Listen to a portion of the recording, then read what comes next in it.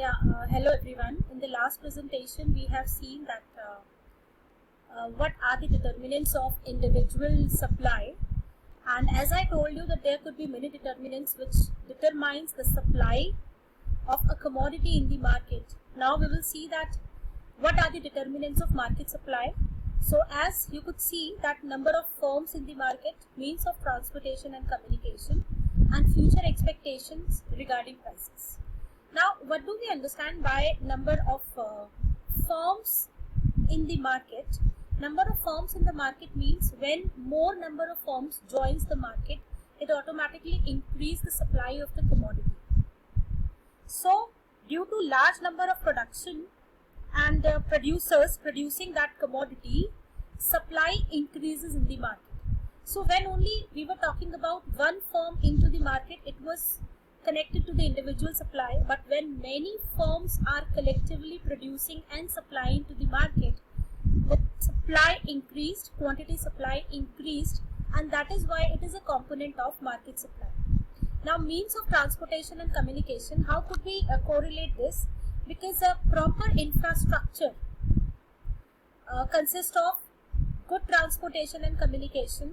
Like for an example, like if the roads are not proper and if the transportation cost is very high, surely the quantity supplied will be less.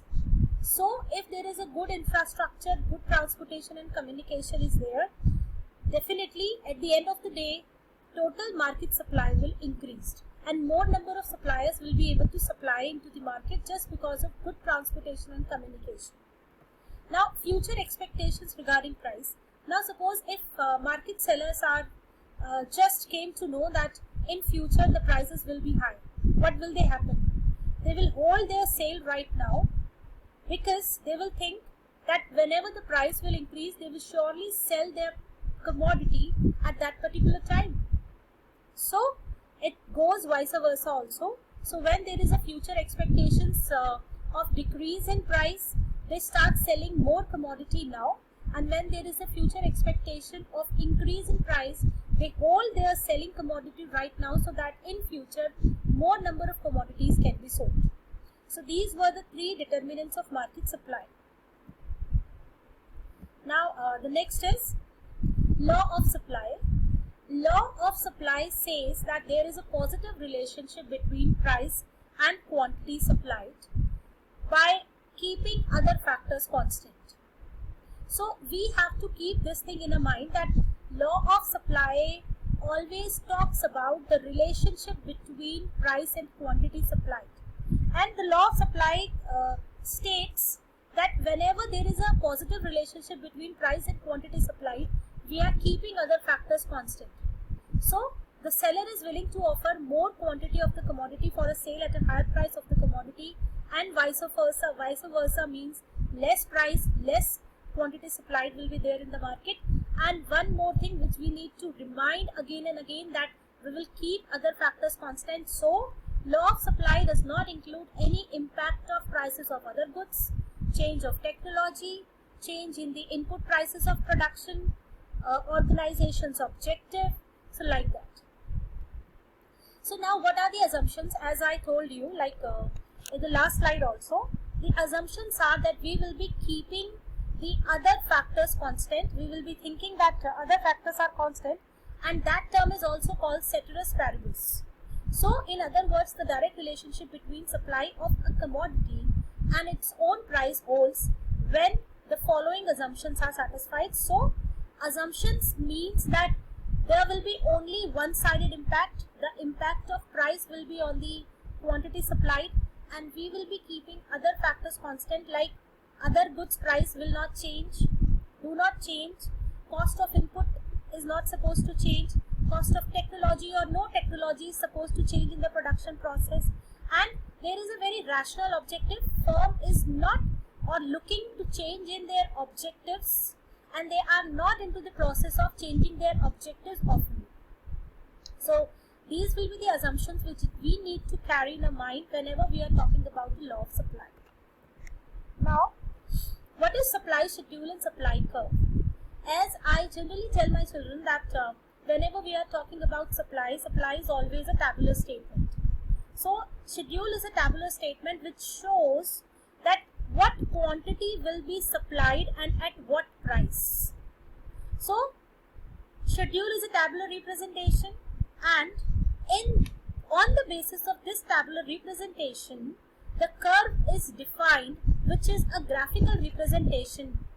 So curve is a graphical representation of the supply schedule, and because we know that we have already studied law that it has to be always positive, so it slopes upward from left to right, and it always shows the positive relationship between quantity supplied of a commodity and its price. And I think in this table you could see that when the price was 10 rupees, the quantity supplied was 20.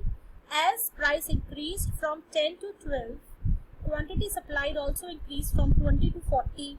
That means there is a positive relationship between price and quantity supplied. Now this is the graphical representation of the tabular statement which we have seen just in the last slide. So at the x-axis we always write the quantity supplied, and on a y-axis we always write price in rupees. So one thing which you have to keep in your mind, because there are many students who are preparing for the board examinations as well. So whenever you are making graph, you have to write the units as well. Like whenever you are writing quantity supplied, you will always write in bracket that in units, and whenever you are writing price, you will write always in bracket in rupees. Right. So on y-axis we will be writing price, on x-axis quantity supplied. So when the price was 10 rupees, you could see that the quantity supplied was 20, and when price increased from 10 to 12, the quantity supplied has increased from 20 to 40. So it could be easily seen that there is a positive relationship, and the slope is also going upward, because as the price increases, quantity supplied also increases. So this is the slope, and we can easily see that the slope of supply curve is going upward. So one more thing which you need to remember, that you will always write that this shows SS. SS means supply curve. So now there are two important concepts in supply which needed to be understood very deeply. We can say that movement along the supply curve and shift to the supply curve. Now movement along the supply curve and change in quantity supplied is the same topic. Right. Now change in quantity supplied means that when there is a change in the quantity supplied due to change in its own price of the commodity. If we are talking about, suppose a company, suppose we are taking an example of LG. So if LG is supplying their TV, and when the price of TV reduced, what will happen? LG will hold their supply back, and they will not supply more LG TVs because the price has decreased. So when the price of the commodity changes, and because of that price, the company, firm, producer, seller stop supplying commodity into the market, that concept is called change in quantity supplied. So the same concept is known as movement along the supply curve.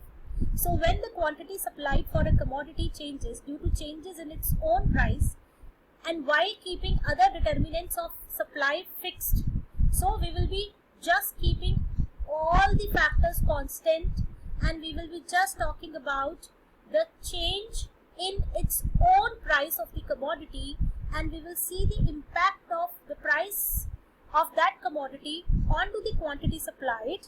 That process is called, or that change is called, change in quantity supplied. So such changes in quantity supplied are also termed as change in quantity supplied, and here the movement is either upward or downward, and that we will see, that I will show you that how this happens with the help of the curve. So now you could see in this supply curve that again we have written quantity supplied on x-axis, price on the y-axis. So when the price was P, quantity supplied was Q. Right. Now when price increased from P to P2, the quantity supplied also increased from Q to Q2, and the change from point A to A1, the change from point A to A1 is showing expansion. I think this is clear. I'm just repeating it once more, because when the price is increased from P to P2, the quantity also increased from Q to Q2, and there is a change from point A to A1, and this upward movement is called expansion. So price के बढ़ने से quantity भी बढ़ गई. Now when the price decreased from P to P1, we know that in supply that happens when the price decreases, supplier is no more interested to supply more quantity. Quantity also decreased from Q to Q1, and we could see the change from point A to A2, and this downward movement is called counteraction. So you could see in this that basically one point on the supply curve, such as point A to another point such as A1 or A2 on the same supply curve. So supply curve हमारा same है. We could see that on the same supply curve we can see the movement from A to A1 and from A to A2, and that is why it is called movement along the demand curve, supply curve, right? So I think that's clear to you. Now two kinds of movement along the supply curve will be there. One expansion and second is counteraction. So I think you are able to understand when price increases, quantity supplied increases. This is called the expansion, and it is also called the upward movement. Whereas when the price decreases, quantity supplied also decreases. This is called counteraction, and it is also called the downward movement in the supply curve. Now, what is the shift in the supply curve or shift in supply? You have to first understand this. So when there is a change in the quantity supplied due to change in other factors. So suppose I am talking about two commodities. A firm is producing two goods, X and Y, and because the price of Y decreased, due to which firm decides to produce and to sell or to supply more quantity of commodity X. So we are talking about the quantity supplied of X commodity, but we are seeing the impact of quantity supplied on it because of the prices take place in change of Y commodity, right? So if the firm supplies more or less quantity of a commodity at the same price due to change in factors other than price of the commodity concerned, it is called shift in supply or change in supply, right? So in this situation, the two changes which will take place is called rightward shift and leftward shift. So what could be the other factors? As we have already seen when we were studying the determinants, other than price, what are the other determinants? The other determinants was input price, technological changes, government policy, company objective, and so on. So we will see that now. So the price of a commodity is fixed, as you could see that this is the horizontal line to x-axis, parallel to x-axis, right? So there is no changes in the price, but due to changes in other factors, when supply increased, it is called increase in supply curve, and due to changes in other factors, when other factors decreased, and you could see the impact here, supply decreased, this is called decrease in supply. So due to changes in other factors, when there is a change on the concerned commodity, supply increases or decreases, this is called shift in supply curve. So you could easily see that the price is OP, but the supply quantity supplied has changed from OQ to OQ1 and OQ2, and there is a shift in the supply curve. So that was the original supply curve, but due to changes in other factor, when the supply is increased, it is now S1, and when the changes in other factors, the supply can also decrease. So this is the S2 curve. So in the next presentation, we will see that what factors will be responsible for increase in supply and what factors will be responsible for decrease in supply. Because we have just seen that the shift and movement along the demand curve. So to see elaborately that what are the factors which impact shift We will see these things, what are the factors responsible, in the next presentation.